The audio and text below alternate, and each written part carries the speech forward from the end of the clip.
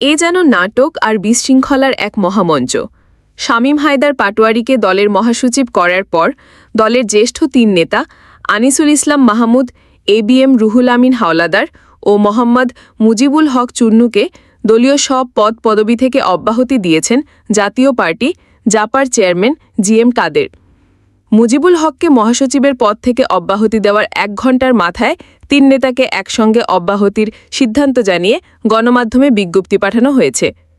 জাতীয় পার্টির কেন্দ্রীয় দপ্তর থেকে পাঠানো বিজ্ঞপ্তিতে বলা হয়, জাতীয় পার্টির গত ২৫ জুনের মতবিনিময় সভায় জেলা মহানগর কমিটির সভাপতি, সাধারণ সম্পাদকেরা, সিনিয়র কো-চেয়ারম্যান আনিসুল ইসলাম মাহমুদ, কো-চেয়ারম্যান এবিএম রুহুল আমিন হাওলাদার ও মোহাম্মদ মুজিবুল হক চুন্নুর বিরুদ্ধে দলীয় শৃঙ্খলা ভঙ্গের অভিযোগ আনে এবং শাস্তিমূলক ব্যবস্থা গ্রহণের দাবি জানানো হয়।